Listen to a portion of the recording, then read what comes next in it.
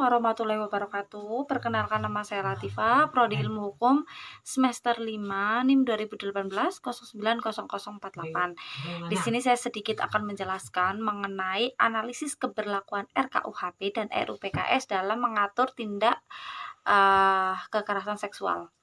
Oke, kekerasan seksual merupakan suatu isu yang menjadi kekhawatiran di masyarakat. Di Indonesia, penjaminan hukum terhadap korban tindak kekerasan seksual ini dituangkan dalam beberapa peraturan perundang-undangan seperti Undang-Undang Hukum Pidana KUHP yang menjamin pemidanaan terhadap pelaku tindak pemerkosaan dan Undang-Undang Nomor 23 Tahun 24 tentang penghapusan kekerasan dalam rumah tangga. Rancangan Undang-Undang Penghapusan Kekerasan Seksual merupakan sebuah produk hukum yang menjadi terobosan atas upaya penghapusan segala bentuk kekerasan seksual, terutama melihat kondisi bahwa masih banyak bentuk kejahatan serta kekerasan seksual terutama kepada perempuan di Indonesia yang masih belum dilindungi dan diatur oleh undang-undang. Jenis-jenisnya seperti apa? Yang diatur dalam pasal 11 RUU PKS ini ada 9 seperti pelecehan seksual, eksploitasi seksual, pemaksaan kontrasepsi, pemaksaan aborsi, pemerkosaan, pemaksaan perkawinan, pemaksaan pelacuran, perbudakan seksual, bahkan sampai kepada penyiksaan seksual.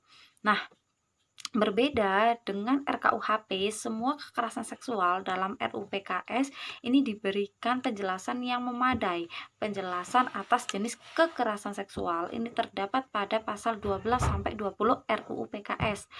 Nah, apabila melihat sifat keberlakuan RKUHP dan RUU PKS dan kedua peraturan telah disahkan nantinya, RKUHP merupakan rancangan kitab undang-undang hukum pidana yang mengatur secara umum yang bersifat lex generalis. Lain halnya dengan RUU PKS, di mana dalam ketentuan hukum tersebut berisi bentuk-bentuk penjaminan hukum terkait bentuk-bentuk hukum terkait penjaminan hukum, bentuk penjaminan hukum terkait kekerasan seksual. Apabila melihat dari segi RKUHP, kekerasan seksual dibahas dalam satu subbab di antara subbab-subbab lainnya, yaitu kejahatan kesusilaan. Karena RUU PKS merupakan suatu peraturan perundang-undangan tersendiri, maka dapat dikatakan RUU PKS merupakan ketentuan hukum lex spesialis. Baik RKUHP dan RUU PKS merupakan peraturan yang sama-sama berbentuk undang-undang sehingga keduanya dapat dikatakan sederajat. Baik RKUHP dan RUU PKS sama-sama mengatur tentang ketentuan di dalam hukum pidana. Nah, pemberlakuan ketentuan mengenai kekerasan seksual dalam RUU PKS lebih didahulukan daripada yang diatur dalam RKUHP. Dengan perlindungan saksi dan korban, RUU PKS dapat mengisi kekosongan ketentuan yang tidak diatur dalam Undang-Undang Nomor 13 Tahun 2006 tentang perlindungan saksi dan korban dan Undang-Undang Nomor 31 Tahun 2014 tentang perubahan atas tentang perubahan atas Undang-Undang Nomor 13 Tahun 2006 tentang perlindungan saksi dan korban.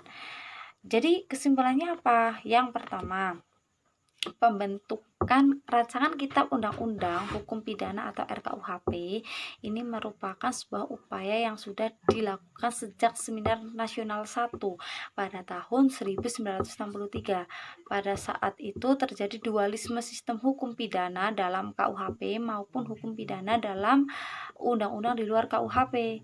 Selain itu, banyak problematika yang timbul dengan berkembangnya hukum pidana, sehingga ide mengenai pembaharuan KUHP yang bersifat nasionalis itu muncul. Namun sampai saat ini, RKUHP masih belum disahkan karena apa? Masih banyak poin-poin yang diatur di dalamnya ini bermasalah.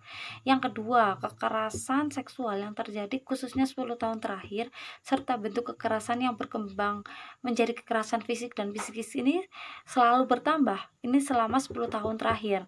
Yang ketiga, terdapat perbedaan pendekatan mengenai kekerasan seksual yang digunakan oleh RKUHP dan RUU PKS. Berbeda dari RKUHP, pendekatan yang digunakan dalam RUU PKS ini didasarkan pada pendekatan hukum yang berperspektif perempuan atau feminist jurisprudence. Teori hukum berperspektif perempuan menggunakan metode menggali apa yang dibutuhkan, apa yang diinginkan oleh perempuan, dan mempertimbangkan segala pengalaman konkret konkret dan unik dari perempuan itu sendiri. Yang keempat, RKUHP suatu ketentuan yang bersifat umum, sedangkan RUPKS bersifat khusus. Maka dari itu, ketentuan mengenai kekerasan seksual yang diatur dalam RUPKS harus lebih diutamakan. Mungkin sekian dari saya. Tentunya banyak sekali kesalahan dalam penyampaian. Saya mohon maaf yang setulus-tulusnya. Saya akhiri. Billahi taufiq wal hidayah. Wassalamualaikum warahmatullahi wabarakatuh.